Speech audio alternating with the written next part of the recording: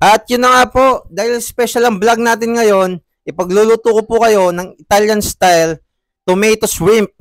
Maaga nga po kaming nagpunta ng bayan para kunin yung sahod namin. Ito nga po sa hinaba-haba ng pila at nakuha din namin yung sahod namin. Ito nga po yung mga napamili namin galing bayan. Dahil po sa sahod namin, nakabili kami ng mga daing, mga saging, at yung hipon na lulutuin din natin. Ito po palang daing, imamarinate po namin sa suka. Ang tawag po sa Kapampangan nun, itatama. Opo, may tama kayo. Nakabili din po pala ako ng mga punla ng talong at sili na itatanim natin sa bakuran. Kasi nga po, nung bumaha, lahat po ng pananim sa bakuran ay namatay lahat.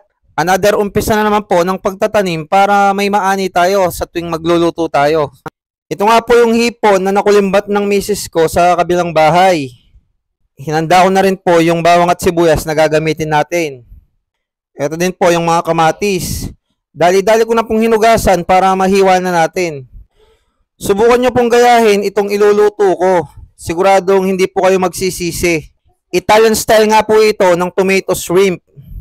Natikman ko nga po ito nung kumain kami sa isang restaurant nung nasa New York pa kami.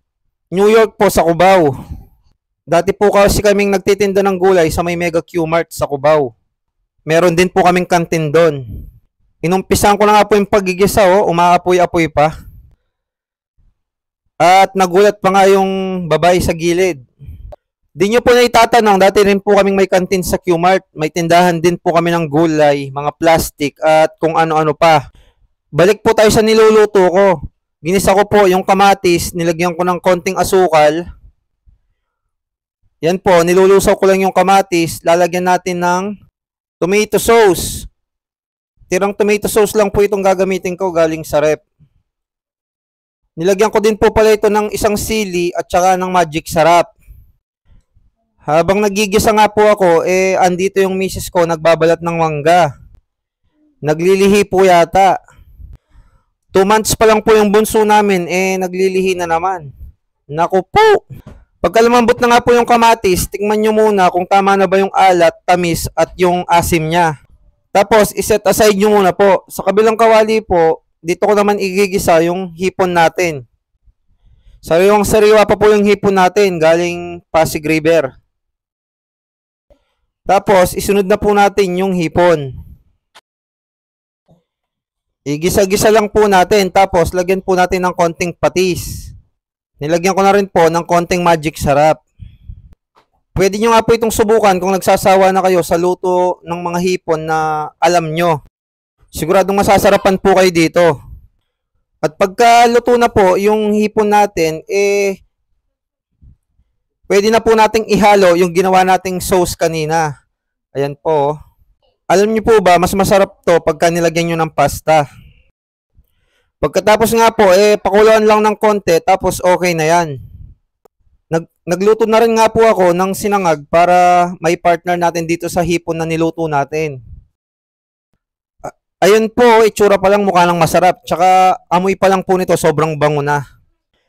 Luto na nga po yung sinangag, kaya tara po, samahan nyo kaming kumain. Yun na nga po, kung hindi dahil sa sahod namin, hindi namin mabibili ang pagkain na to.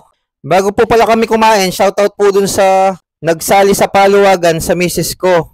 At kami pa po yung unang pinasahod niya. Opo, kami yung unang sumahod sa paluwagan. Tara po, kain po tayo. Medyo mainit nga po dyan, kaya napapaso-paso pa ako. Pero naka-video po kasi, kaya hindi ko na rin pinahalata.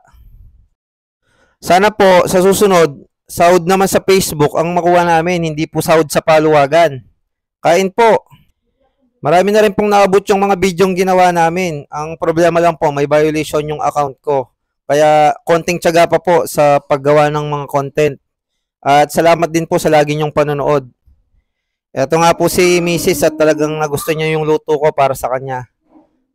Salamat po sa panonood. Mag-ingat kayo palagi.